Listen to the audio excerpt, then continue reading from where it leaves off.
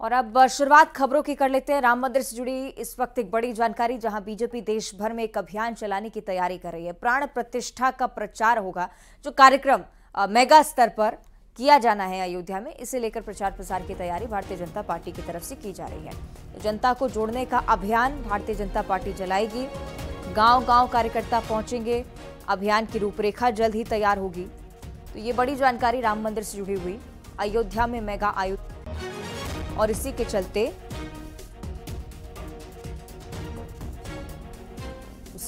Bharatiya Janata party की तरफ से देश भर में अभियान चलाए जाने की तैयारी की जा रही है। तो आपको बताएं कि जनता को जोड़ने का अभियान चलेगा। गांव गांव बीजेपी कार्यकर्ता जाएंगे। अभियान की रूपरेखा तैयार की जाएगी।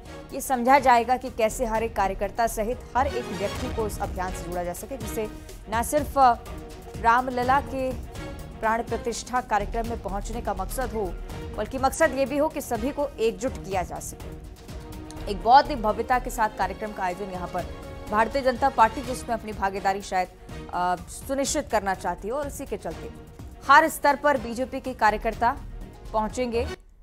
गांव, जिला, ब्लॉक में पहुंचकर बातचीत करेंगे लोगों से। जनता को जोड़ने का प्रयास होगा। देश भर में एक अभियान के तौर पर भारतीय जनता पार्टी काम करने वाली है। राम मंदिर से जुड़ी एक बड़ी जानकारी आपको बताएं कि प्राण प्रतिष्ठा कार्यक्रम 22 जनवरी, उससे पहले अलग अलग जगहों से यात्रा भी होकर निकल रही है। उसका भी असर खास तौर पर देखा जा रहा है। लेकिन बहुत बड़े स्तर पर जब आयोजन है और पीएम मोदी, अमित शाह, जेपी नड्डा जैसे तमाम बड़े नेताओं की मौजूदगी होगी, तो भारतीय जनता पार्टी की तरफ से प्रयास भी कि हर स्तर पर कार्यकर्ता पहुंचकर लोगों को अपने साथ कर सकें। एक मेगा स्वरूप देने की कोशिश मध्य प्रदेश में भी से की जाएगी।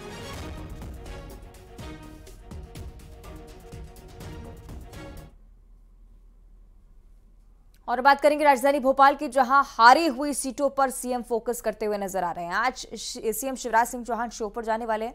कार्यकर्ताओं का हौसला यहां पर बढ़ाएंगे। आपको बताएं कि अलग अलग विधानसभा क्षेत्र जहां पर भारतीय जनता पार्टी इतना अच्छा प्रदर्शन नहीं कर पाई, वहां पर मुख्यमंत्री का पहुंचना हो रहा है। छिंदवाड़ा में भी कल गए थे मुख्यमंत्री, कह रहे थे कि कमलनाथ को आपने यहाँ पर बांधे रखा, इसलिए बीजेपी जीत पाई है चुनाव। वहां के लोगों का आभार भी व्यक्त किया है। आज शो पर पहुंच रहे हैं मुख्यमंत्री। आज यहां पर कार्यकर्ताओं का हौसला बढ़ाते हुए आपको सीएम नजर आने वाले हैं। तो भोपाल से ये जानकारी है। हारी हुई सीटों को लेकर लगातार शिवराज सिंह चौहान का फोकस बढ़ता हुआ। शो पर पहुंचेंगे, कार्यकर्ताओं का हौसला बढ़ाएंगे, क्योंकि कहीं ना कहीं हताशा यहां पर हाथ लगी होगी उम्मीदवारों को, और इसी के चलते शिवराज सिंह चौहान की तरफ से ढांढस बंधाने का काम होगा। हालांकि अच्छी खासी बहुमत मिली है भारतीय जनता पार्टी को, लेकिन जहां जहां जिस क्षेत्र में बेहतर प्रदर्शन पार्टी ने नहीं किया है, वहां के उम्मीदवार और वहां के कार्यकर्ता निश्चित ही हताश होंगे। उनके साथ वक्त बिताने का प्रयास मुख्यमंत्री की तरफ से किया जा रहा है। कल छिंदवाड़ा भी पहुंचे थे, आज श्योपुर जा रहे हैं। कुल मिलाकर पार्टी को हर एक मोर्चे पर सशक्त करने की तैयारी है, और ना सिर्फ चुनाव पर फोकस करती है पार्टी, चुनाव के बाद भी कार्यकर्ताओं में जोश बरकरार रहे, इसका प्रयास भी पार्टी की तरफ से किया जाता है। और खुद शिवराज सिंह चौहान इस मोर्चे पर डटे हुए हैं। कार्यकर्ताओं से पहुंचकर बातचीत कर रहे हैं। हो सकता है कि पूछ भी रहे हों कि आखिर कैसे हालात बने थे, क्यों पार्टी यहां पर अच्छा प्रदर्शन नहीं कर पाई। साथ ही साथ कार्यकर्ताओं को हौसला अफजाई का एक और प्रयत्न शिवराज सिंह चौहान की तरफ से। छिंदवाड़ा भी पहुंचे थे, वहां की जनता से भी रूबरू हुए, कार्यकर्ताओं से उन्होंने बातचीत की, और आज श्योपुर पर शिवराज सिंह चौहान की नजर।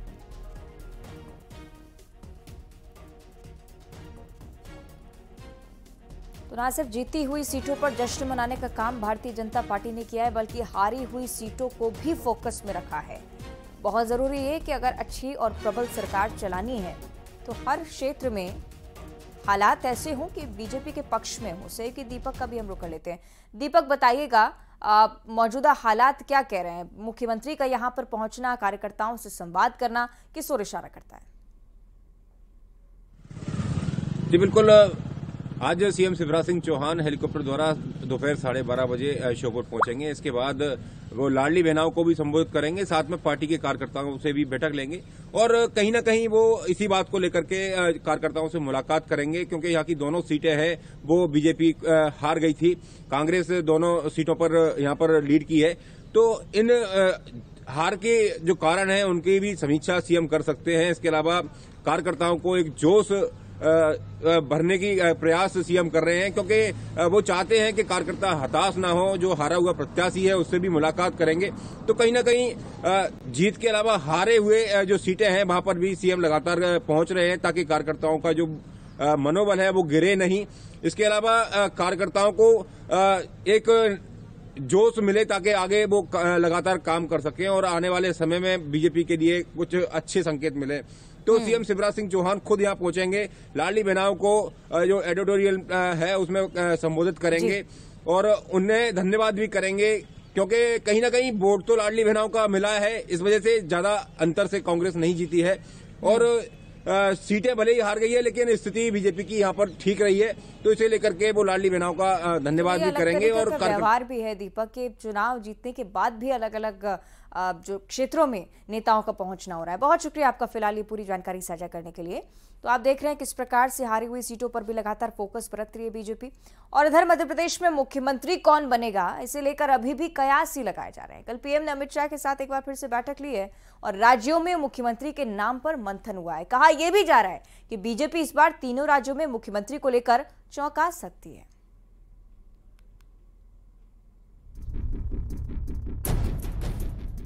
देश के दिल का मुख्यमंत्री कौन होगा, इसे लेकर अब तक सस्पेंस बना हुआ है। मंगलवार को पीएम आवास पर बड़ी बैठक हुई। केंद्रीय गृह मंत्री अमित शाह, जेपी नड्डा इस बैठक में शामिल हुए।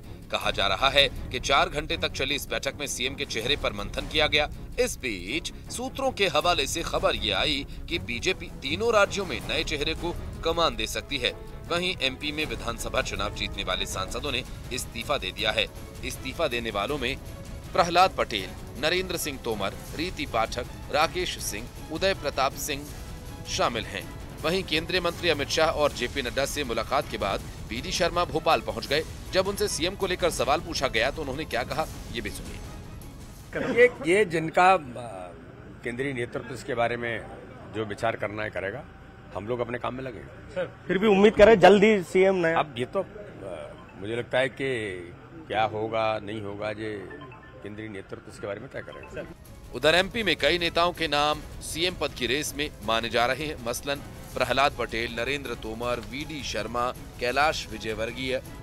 जाहिर है सीएम तो कोई एक ही बनेगा, लेकिन बाकी के दिग्गज नेताओं की प्रदेश में भूमिका क्या होगी, इसे लेकर सवाल बना हुआ है। और सबसे बड़ा सवाल शिवराज सिंह चौहान को लेकर है।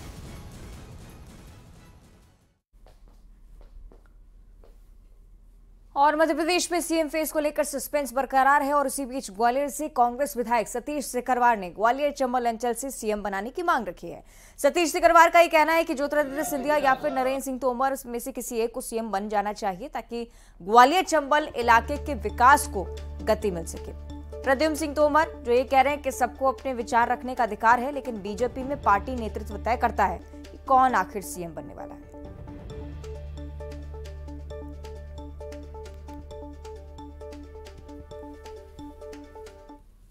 आज़ादी के बाद से मेरे को नहीं लगता कि यहाँ इस अंचल से कोई सीएम बना होगा, कोई सीएम चेहरा रहा हो। सब जगह सीएम बने, मालवा से बने हों, चाहे भोपाल संभाग से बने हों, चाहे अन्य संभागों से बना हो। जो ग्वालियर चंबल संभाग से यहाँ राजमाता जी की कर्म भूमि है और भारतीय जनता पार्टी को विचार करना चाहिए कि यहाँ पर इस बार इस अंचल से मुख्यमंत्री सिंधिया जी हों, चाहे नरेंद्र सिंह जी हों, बनाएं। निश्चित रूप से इससे इस अंचल का भी विकास होगा। हर व्यक्ति को अपनी भावनाओं का रखने का अधिकार है, रखना चाहिए और निर्णय पार्टी को करना है। जो भी करेगा अच्छा करेगा, आला कमान करेगा। और इस बीच भोपाल से एक अगली बड़ी जानकारी, जहां चुनावी रंजिश में एक युवक पर हमला कर दिया गया है। बीजेपी नेता देवेंद्र का हाथ काटा गया है। विधायक आरिफ मसूद के समर्थकों पर यह आरोप लग रहा है कि उनकी तरफ से इस पूरी वारदात को अंजाम दिया गया। हत्या के प्रयास का केस भी दर्ज हो चुका है। तो ये बड़ा मामला चुनाव के बाद रंजिश निकालने की कोशिश कही जा सकती है। हालांकि अभी ये प्रमाणित नहीं है पुलिस की तरफ से लगातार जांच की जा रही है इस पूरे मामले को लेकर कि क्या सच में आरिफ मसूद के समर्थकों की तरफ से हमला किया गया। अभी तक यही जानकारी कि बीजेपी नेता देवेंद्र का हाथ काटा है। व्यक्ति से भी पूछताछ की कोशिश की जा रही है। अलग अलग लोगों से जानकारी जुटाने की कोशिश चल रही है। चुनावी रंजिश में युवक पर हमला हुआ, ये प्राथमिक तौर पर पुलिस के पास जानकारी। जांच में पुलिस भी जुटी हुई है। आरोपी की तलाश लगातार की जा रही है। पता लगाने की कोशिश कि आखिर कैसे और किन परिस्थितियों में वारदात को अंजाम दिया गया।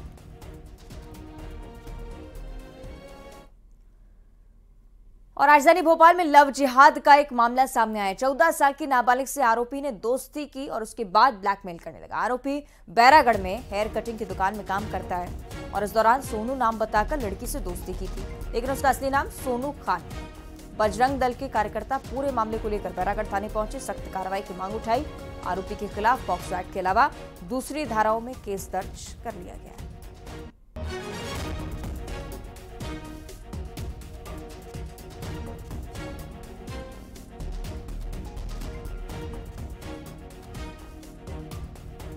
राजधानी भोपाल की पूरी घटना जिसमें कल एक रिपोर्ट की है रात को थाने पे कि एक लड़का है सोनू खान करके, जो उसको हालांकि खान नहीं मालूम, उसको बस सोनू पता था कि सामने नाई की दुकान है, वहाँ पे वो काम करता है और वो उसका पीछा करना, परेशान करना, आए दिन उसको कभी मोबाइल मैसेज कर देना, इस तरह से परेशान करता था। और पन्ना में अजयगढ़ थाना इलाके में शातिर चोर एक व्यापारी का रुपयों से भरा बैग ले उड़े। आपको बताएं कि बैग में 72,000 रुपए बताए गए हैं मालिक की तरफ से और चोरी की घटना पूरी सीसीटीवी कैमरे में भी कैद हुई है। तस्वीरों के आधार पर आरोपी बाइक से आते दिखते हैं, मौका मिलते बैग उठाकर फरार हो जाते हैं। बताया जा रहा है कि व्यापारी रिक्शा में सामान रख रहा था। इसी दौरान आरोपियों ने वारदात को अंजाम दिया। फिलहाल पुलिस मामले की जांच कर रही है। चूंकि सीसीटीवी फुटेज हाथ लग चुके हैं तो उनके आधार पर आरोपी की तलाश की जा रही है। साफ तौर पर आप देख सकते हैं किस प्रकार से बदमाश आते हैं, बाइक से बैग उठाकर वहां से फरार हो जाते हैं। 72,000 रुपए इस बैग में थे, ये व्यक्ति की तरफ से बताया गया है। आरोपी की तलाश में पुलिस जुटी हुई है। अरे हमारे यहाँ जो है इसमें पैसे रखे जो है बाइक के भरे। अब वो लड़का तत्काल आया, हम यही सामान लाद रहे हैं, तत्काल लेके जो है मोटरसाइकिल से चला गया। कितने रुपए गए हैं आपके? 71-72 हजार हैं। मुरैना का अब जिक्र करेंगे, जहां बदमाशों की करतूत सीसीटीवी कैमरे में कैद हो चुकी है। रात के अंधेरे में दो बदमाश पहुंचते हैं, घर पर पत्थर फेंकते दिखे हैं। सीसीटीवी में बदमाश नकाब पहने दिख रहे हैं। मुरैना के सिविल लाइन थाना इलाके की पूरी घटना है। ये तस्वीरें भी आप देखिए आपकी टीवी स्क्रीन पर। घर पर पत्थरबाजी की ये तस्वीरें लगातार वायरल हो रही हैं। मुरैना का ये पूरा मामला है। हो सकता है कि आपसी रंजिश में इस वारदात को अंजाम दिया गया हो। हालांकि ये जांच का विषय कि आखिर ये बदमाश कौन है, किस मकसद से यहाँ पर आया, घर पर पत्थरबाजी की कोशिश क्यों कर रहा था। और दिन दहाड़े जब इस प्रकार की वारदातें मुरैना में होती आ रही हैं तो रात के अंधेरे में बदमाश निश्चित ही इस प्रकार का कहर बरपाएंगे और इसलिए कानून व्यवस्था पर सीधे सवाल।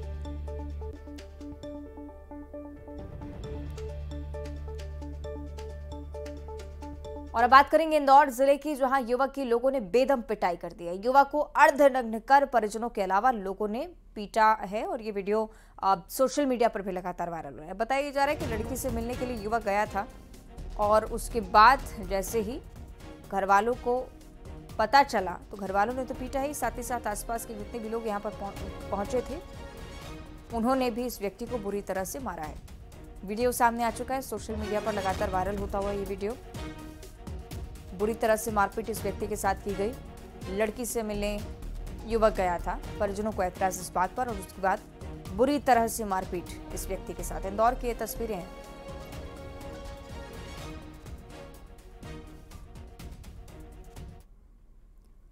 और उमरिया में चीतल का मांस पकाते हुए 10 आरोपियों को गिरफ्तार किया गया है। 2 आरोपी मौके से फरार हो चुके हैं। बताया जा रहा है कि मुखबिर की सूचना पर घुनघुटी रेंज में वन विभाग ने इस बड़ी कार्रवाई को अंजाम दिया। आरोपियों से शिकार में उपयोग की गई बंदूक को भी बरामद कर लिया गया है। उमरिया में अक्सर इस प्रकार का सिलसिला आप देखेंगे, लेकिन बहुत जरूरी है कि अपने स्तर पर टीम भी सक्रियता बनाए रखे। इसी सक्रियता का ये नतीजा है कि आरोपी को पकड़ लिया गया, एक बंदूक को भी बरामद किया गया है। मुखबिर की सूचना पर वन विभाग की टीम की तरफ से लगातार ये कार्रवाई क्षेत्र में अंजाम दी जा रही है। बताया गया कि चीतल का मांस पकाते हुए 10 आरोपी एक साथ पकड़े गए।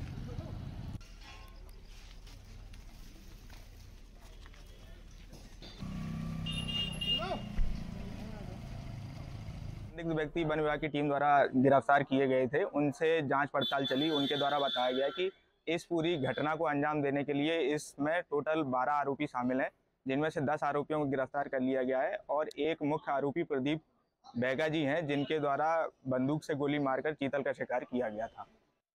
सभी व्यक्तियों पर वन्य प्राणी संरक्षण अधिनियम 1972 की धारा 216, धारा 9, धारा 39, धारा 51 और धारा 57 के तहत मामला दर्ज किया गया है। और बालाघाट का जिक्र करेंगे, जहां लालबर्रा विकास खंड के माध्यमिक शाला में मिड डे मील में कीड़े मिलने की शिकायत बच्चों ने की है। आदिवासी स्व सहायता समूह पर मिड डे मील की जिम्मेदारी रहती है और छात्रों ने खराब खाने की शिकायत प्रिंसिपल से की। शिकायत के बाद प्रिंसिपल ने जांच की, ठीक खाना परोसने को लेकर कहा है, लेकिन कार्रवाई को लेकर अभी भी कोई बात नहीं। बालाघाट का ये जिक्र है, मिड डे मील जिसे लेकर बच्चे शिकायत कर रहे थे, जिसमें कीड़े मिल रहे थे। प्रिंसिपल ने भी संज्ञान लिया।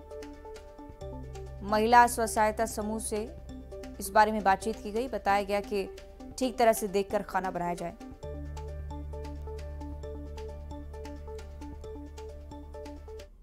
आज मैं घनश्याम पाठक, मध्याह्न भोजन प्रभारी देश के लालबर्रा से।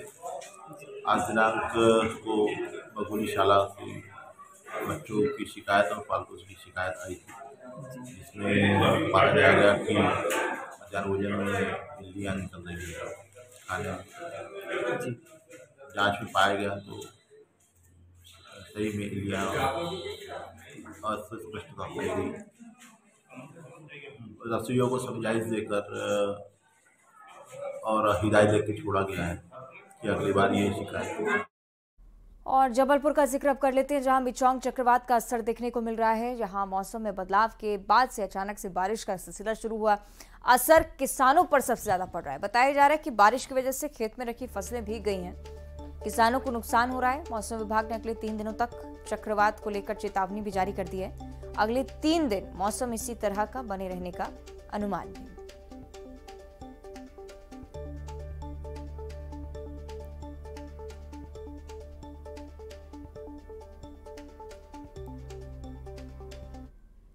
और खंडवा का जिक्र कर लेते हैं, जहां पर ओंकारेश्वर ज्योतिर्लिंग स्थित है। इस मंदिर में झूला, पालना, चौपड़ फिर से बिछाए जाने लगे हैं। भगवान मालवा का भ्रमण कर लौट आए हैं और इसके बाद ये परंपरा फिर से शुरू हुई है। आपको बताएं कि कार्तिक महीने की गोपाष्टमी को भगवान ओंकारेश्वर मालवा भ्रमण के लिए जाते हैं। इस दौरान मंदिर में दोपहर का भोग और शयन आरती बंद रहती है, लेकिन अब भगवान लौट आए और इसी के चलते पूरा सिलसिला एक बार फिर से खंडवा में जारी है।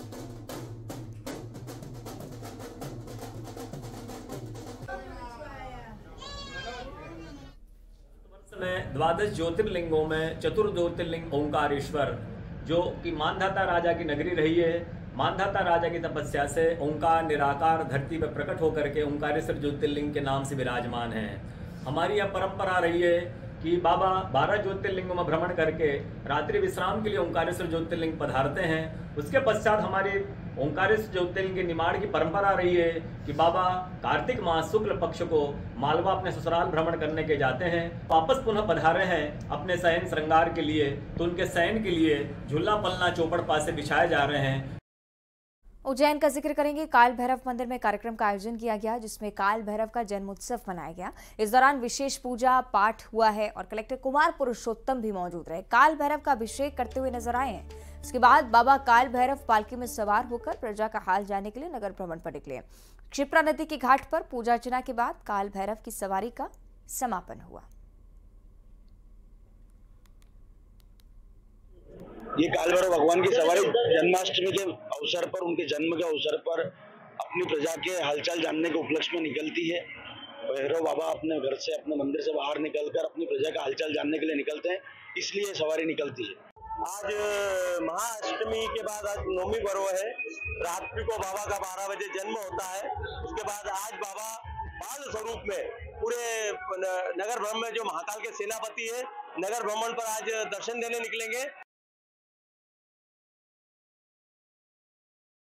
और इसी के साथ बुलेटिन में इतना ही। नमस्कार।